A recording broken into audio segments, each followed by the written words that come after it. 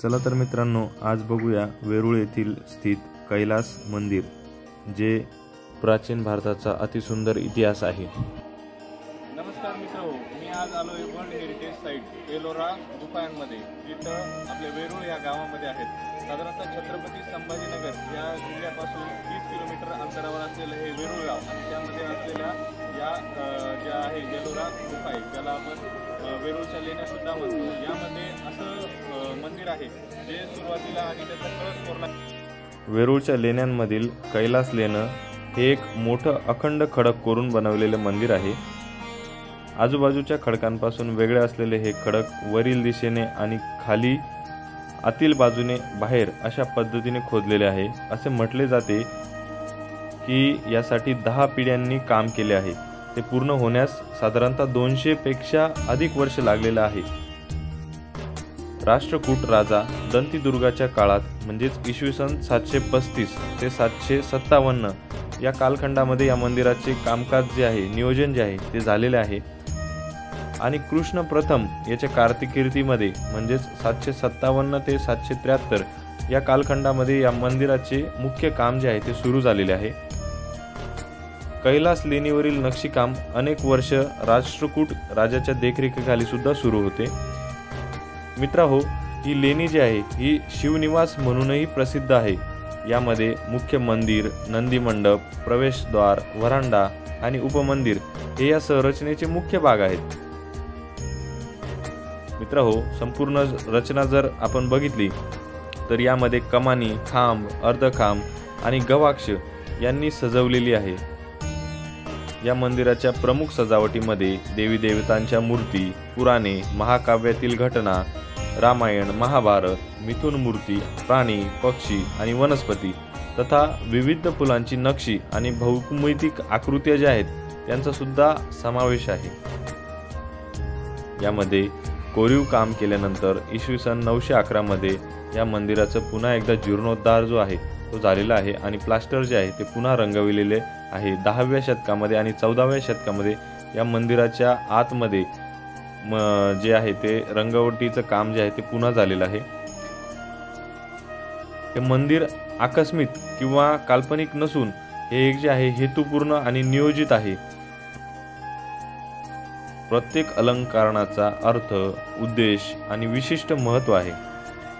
याच्या प्रांगणात असलेले उत्तुंग कीर्तिस्तंभ हे या शैव धर्माच्या प्रभाव आणि विशाल गजराज राष्ट्रकूट राजवंशाची सत्ता दर्शवते। प्रवेशद्वारावर कोरलेली शंखनिधी, पद्मनिधी आणि गजलक्ष्मी या प्रदेशाच्या वैभवाची साक्ष देतात। गंगा, यमुना आणि सरस्वती नदीच्या देवतांच्या मूर्ती अनुक्रमे शुद्धता, समर्पण, पांडित्य आपल्याला दर्शवितात। मित्रांनो, मुख्य मंदिराला अनेक प्राणी आधार देत असलेले चित्रित कोरण्यात आलेले आहे। हे हिंदू धर्मात असलेले प्राण्यांचे महत्त्व अधोरेखित करते।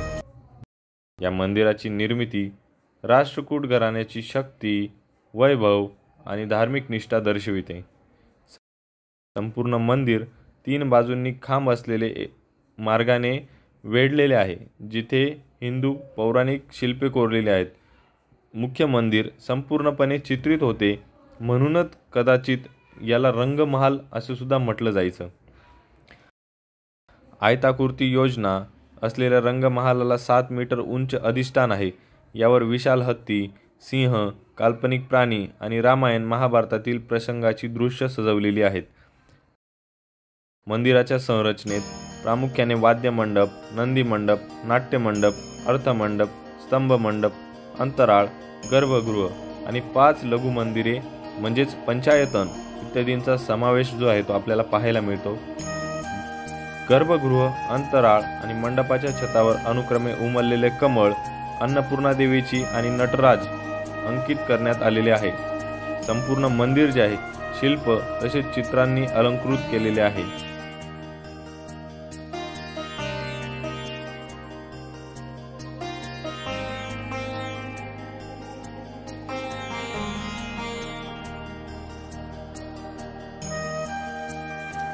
इथून आपण फ्रंटचं जे आहे ते दरवाजा पाहू शकतो आणि येणारी जी हवा आहे खाली डायरेक्ट मागे जी शिवलिंग आहे तिथपर्यंत ती हवा जाते. म्हणजे हा एक व्हेंटिलेशनसाठीचा पर्याय म्हणून उपलब्ध करून देण्यात आलेला आहे.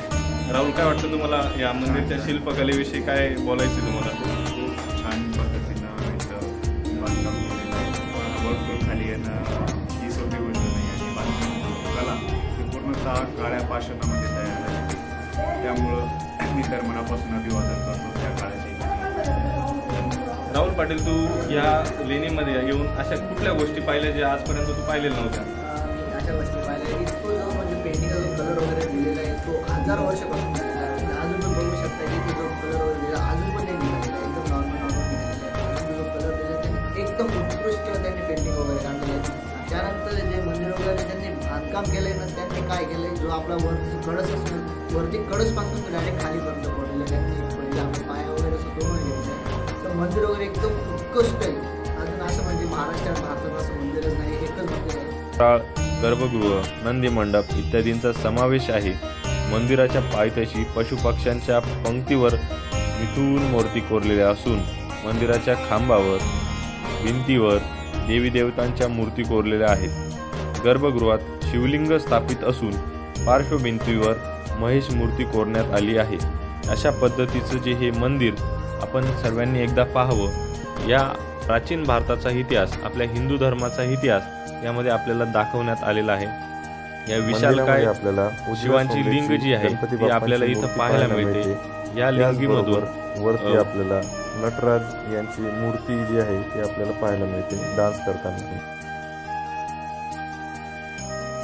संभाजीनगर पासून 30 किलोमीटर अंतरावरती हे जे आहे वेरूळ लेणी आहे आणि याच्या सरळ जो मागचा भाग बघतोय आपण तिथून फक्त अर्धा किलोमीटर अंतरावरती 12 ज्योतिर्लिंगापैकी एक 12वं ज्योतिर्लिंग कृष्णेश्वर महादेव मंदिर या ठिकाणी आपल्याला पाहायला मिळणार आहे.